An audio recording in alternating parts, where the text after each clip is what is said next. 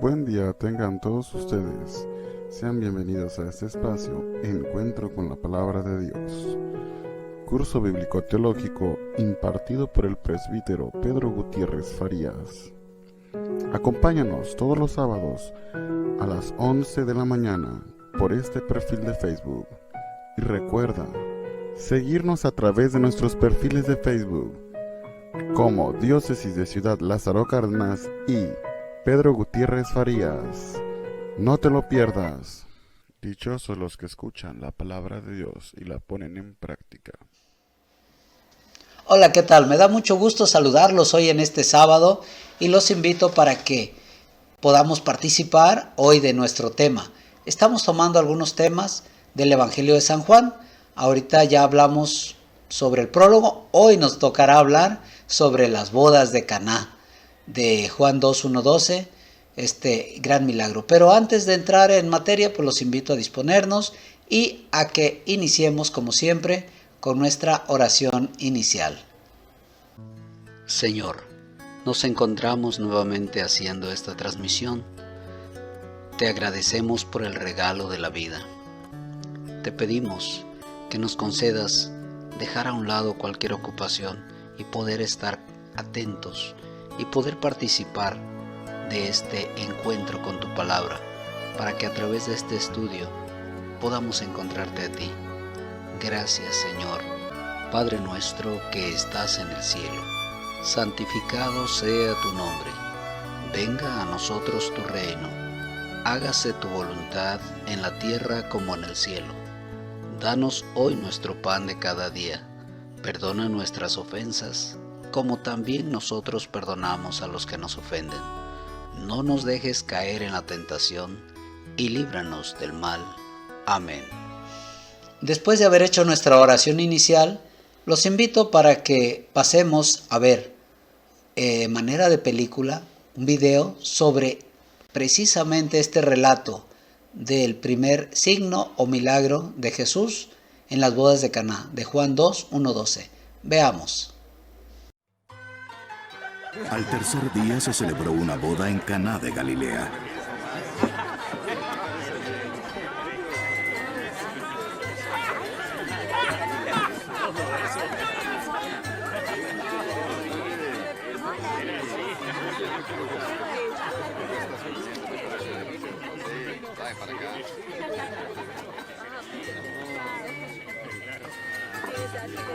Y estaba allí la madre de Jesús. Y también Jesús fue invitado a la boda con sus discípulos.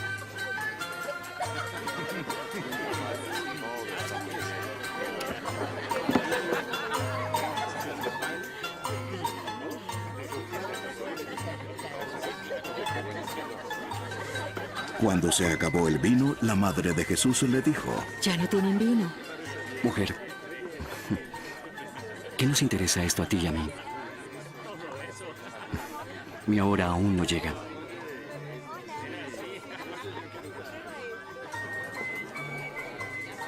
Hagan todo lo que Él les diga.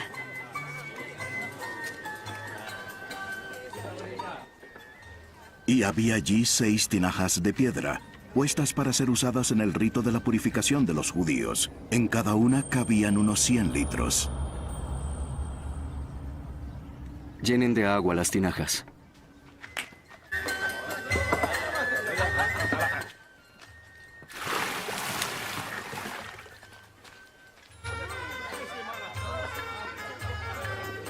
Y las llenaron hasta el borde. Saquen ahora un poco y llévenlo al mayordomo.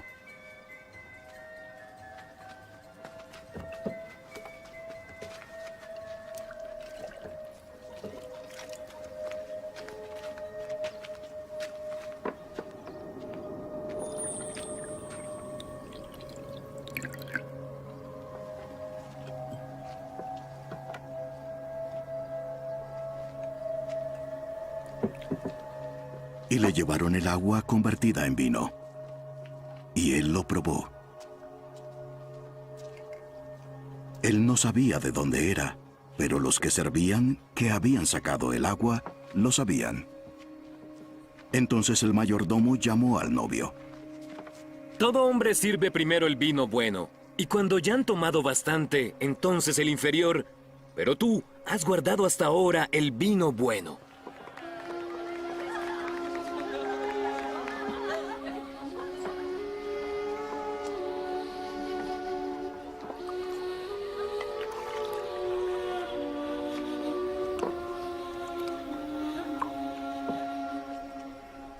Este primero de sus señales hizo Jesús en Caná de Galilea, y manifestó su gloria, y sus discípulos creyeron en él. Después de esto Jesús bajó con su madre, sus hermanos y sus discípulos a Capernaum, pero no se quedaron allí muchos días. Palabra del Señor. Después de haber visto este video tan interesante sobre el relato de las bodas de Caná, pues vamos a compartir las diapositivas que hemos preparado para ustedes y seguir comentando, porque nos deja grandes enseñanzas para nuestra vida. Quiero presentarles las siguientes diapositivas y comentar con todos ustedes este tema tan interesante sobre las bodas de Caná de Juan 2, 1, 12. Veamos la siguiente diapositiva. En el pasaje anterior consideramos el primer encuentro que Jesús tuvo con Natanael, es decir, esto es previo a este milagro que realiza Jesús, y la promesa que le hizo, por ejemplo, cuando le dijo, cosas mayores has de ver, aquí se cumple. ¿Dónde se realizó? Pues precisamente en Galilea, en Caná de Galilea, tierra donde era Natanael. Entonces vean la hilación que hay ahí de la narración anterior, ahora con este milagro que Jesús realiza por, desde luego, invitación o de alguna manera que la misma Virgen María lo comprometió para que realizara ese primer milagro. El motivo por el que Jesús fue a Caná de Galilea tenía que ver con la asistencia a una boda. En primer lugar, fue invitado a una boda.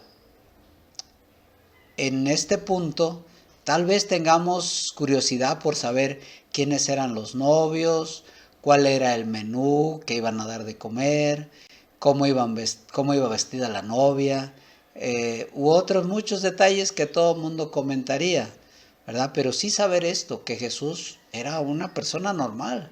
Él estaba con su familia, su madre, sus amigos, los apóstoles, fueron invitados y ellos fueron a una fiesta. Fueron a una boda.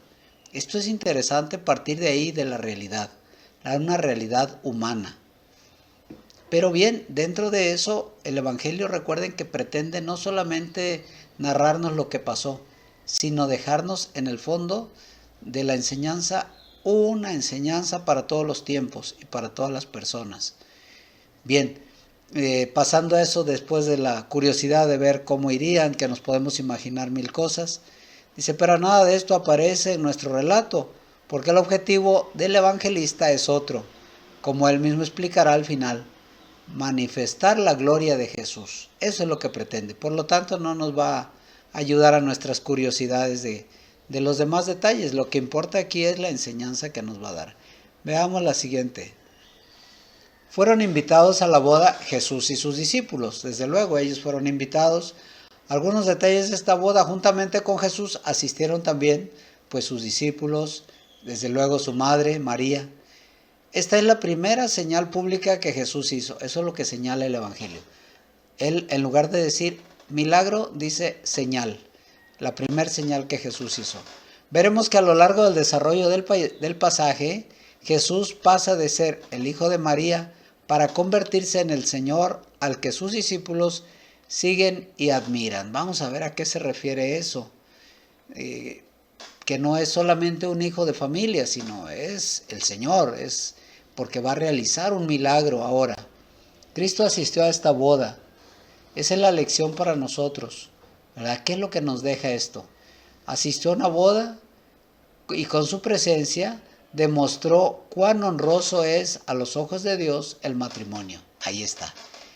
Con el hecho de que él asistiera a una boda, participara de la alegría, quiere decir que el matrimonio es algo muy bien visto por Dios como la institución más grande para que el hombre y la mujer se realicen, formando un hogar, una familia, y más ahora en nuestros tiempos en que se ha atacado tanto la institución familiar con otras cosas que no van con el proyecto de Dios. Y pues como ya se ha dicho 1000 veces, no es un desprecio a personas pues gays o lesbianas, no, se les respeta y se les quiere. Simple y sencillamente no hay que hacer a un lado lo que Dios instituyó, el matrimonio, la familia, los grandes valores para la humanidad. Es obvio que había vino, ese es otro detalle, aquí el detalle del vino. Pues es obvio que en la fiesta había vino, simplemente les faltaba el vino y aquí se presentó el problema que ahorita vamos a ir analizando. Somos conscientes de que este es un tema muy delicado, en torno al cual hay división. Habrá quienes digan, pero ¿cómo es posible que Jesús hubiera ido ahí? Ahí tomaban, se emborrachaban, etc. Jesús no le preocupa ni le escandaliza que tomen vino, era muy propio de la cultura judía. Y yo creo que en todos lados en una fiesta hay vino. Aquí el problema es los excesos, en todos lados y en todos tiempos. El vino, vamos a verlo más adelantito, es símbolo de la alegría, simboliza la alegría. Por eso aquí más que tomarlo como promover las bebidas, no. Aquí la enseñanza es otra. Aquí la enseñanza es el símbolo, la alegría. Y eso lo vamos a ver enseguida. El vino puede ser una costumbre del pueblo judío y esto escandalizaría a muchos cristianos. Pero el vino tiene ese símbolo de la alegría, aunque siempre hay que descartar el abuso. Bien, se le encuentra en la Biblia como símbolo del gozo y la alegría. Lo podemos ver en Jeremías 9:13. Por ahí les encargo que lo vean en su Biblia para no entretenernos mucho, pero ahí está, habla del vino como símbolo de alegría. También se utilizaba como alimento de uso general. En Génesis 14:18, en Números 6:20, en Deuteronomio 14:26, en Nehemías 5:18. Ahí tenemos las citas para verlo, utilizado como alimento. A veces se empleaba con fines medicinales, también lo vemos en Primera de Timoteo 5:23. Ahí podemos ver cómo le recomienda a Pablo pues que tomara un poco de vino para que se sintiera mejor de su estómago como medicina. Siempre se condena el uso excesivo. También, claro que lo explica la Biblia. En Levítico 10:9, habría que leerlo. Proverbios 31, 4-5. Eclesiástico 10:17. Isaías 28:7. Y Primera de Tito 3:8. Ahí tenemos esas citas para ver que la Biblia sí condena el uso excesivo, las borracheras. Pero el vino en sí, símbolo de alegría. Vamos a la siguiente. Enseñanza que nos da Jesús en este pasaje en relación al matrimonio con el vino como símbolo de la alegría. ¿Qué enseñanza nos da? Primero, bien, se necesita que los esposos inviten a Jesús. Esto es muy importante. Encontramos muchas parejas que ya han perdido el amor, que ya casi no se quieren, que a lo largo de los años pues han ido enfriando su amor, han perdido detalles, se van guardando ciertos resentimientos, hasta rencor, en fin. Entonces se podría decir que esa boda está aguada, esa boda está desanimada, esa boda le falta vino, ahí está el símbolo. Entonces, una invitación para que las parejas, sobre todo aquellas que ya están un poco desanimadas, que les falta la alegría, el gozo de aquel primer momento de su encuentro, de cuando se casaron, de cuando se conocieron, ahí está la oportunidad. Inviten a Jesús para que Él vaya a su boda, para que Él les convierta su agua, lo aguado, lo desanimado, en vino, es decir, en alegría, en gozo, en un reencuentro. Por eso ayudan tanto los retiros espirituales, donde se encuentran estas personas, por ejemplo, retiros, encuentros conyugales y otros más que se organizan para los matrimonios. Ayudan mucho para que sanen esas heridas, se perdonen sus faltas y Cristo sea ahora el centro de su alegría, de su gozo, se renueve su amor. Ahí está la clave. Pues esta es la enseñanza que nos está dando hasta ahorita de este primer signo o milagro de Jesús en las bodas de Caná. Los invito para que disfrutemos de una manera breve de este video.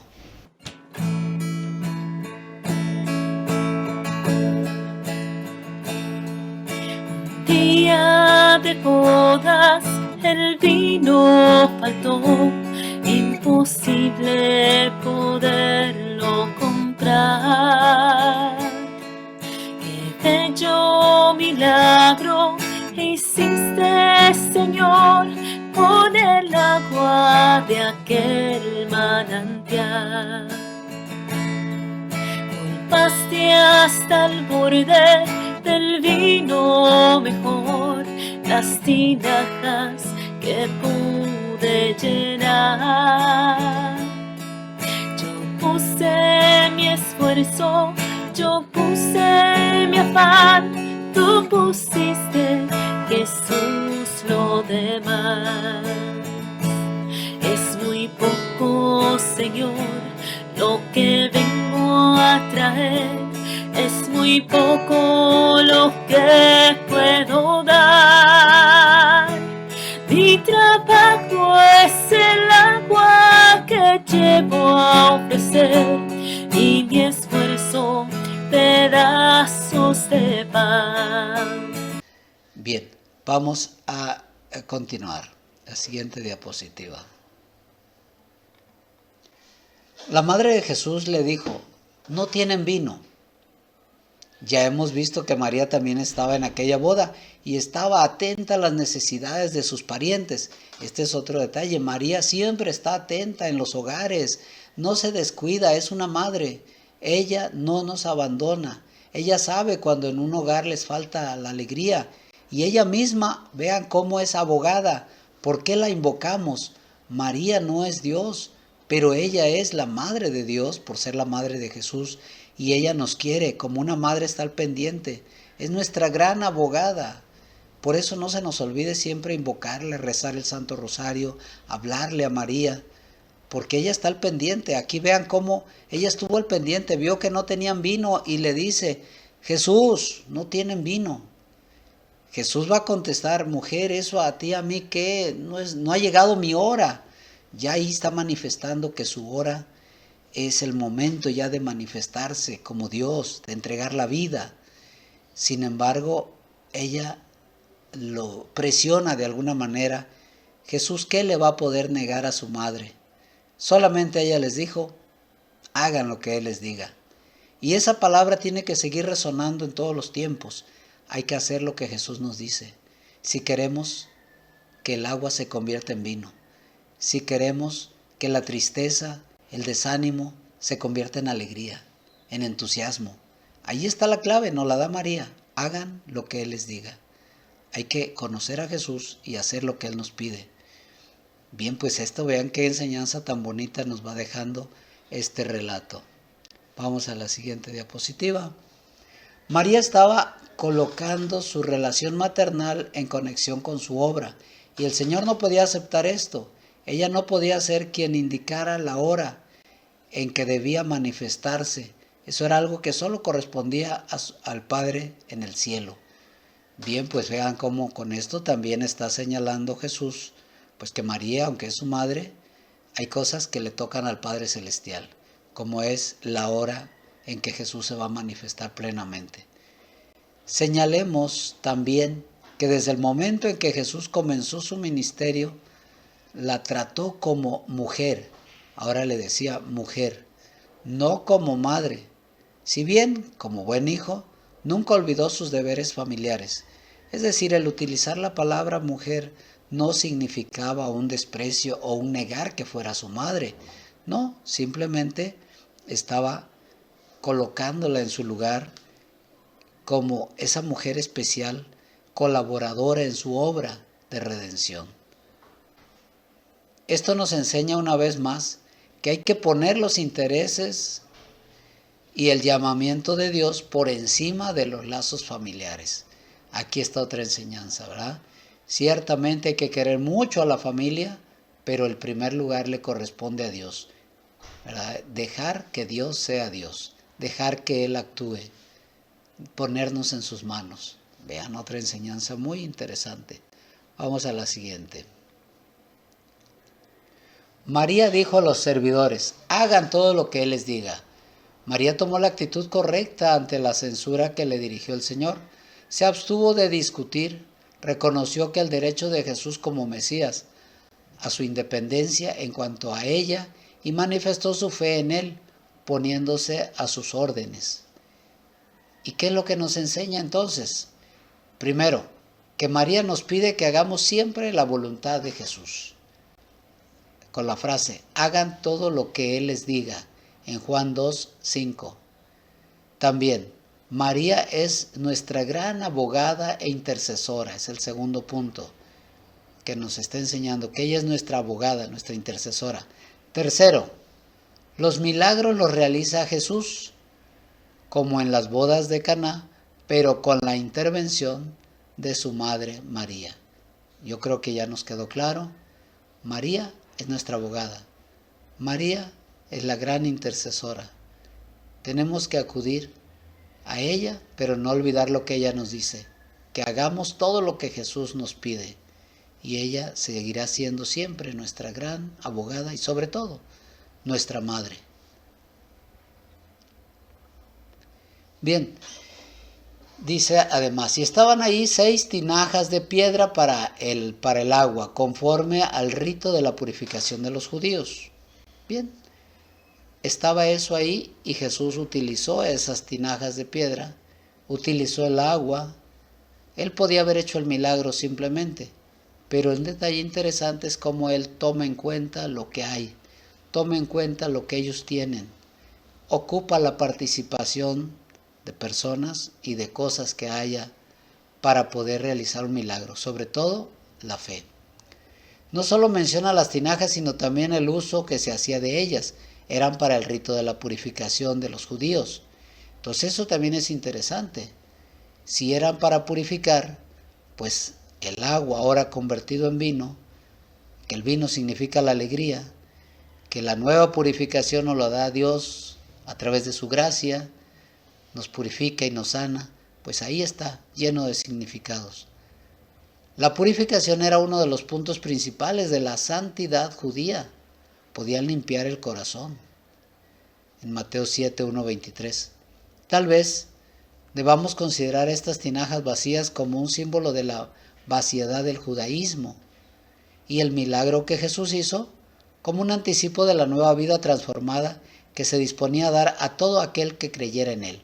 Ahí está el simbolismo.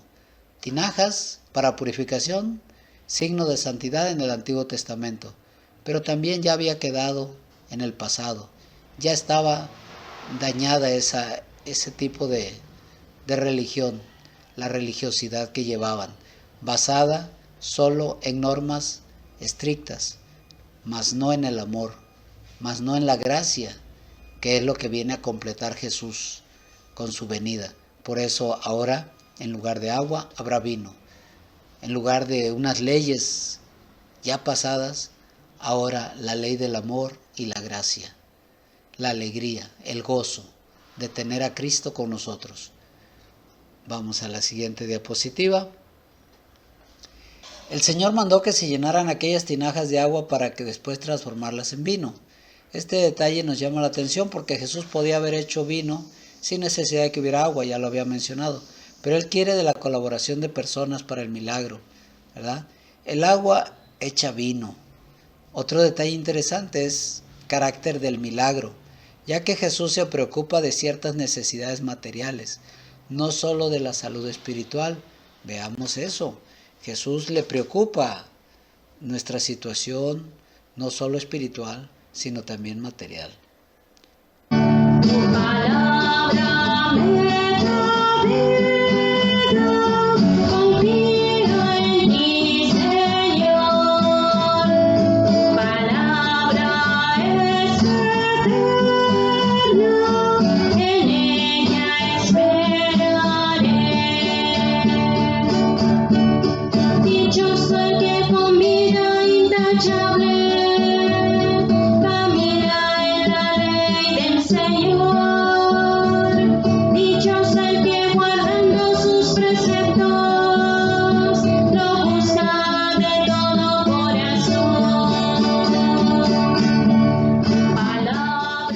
como en otras ocasiones, los sigo invitando para que en familia pues vean pausadamente el video, hagan algunas preguntas, comenten.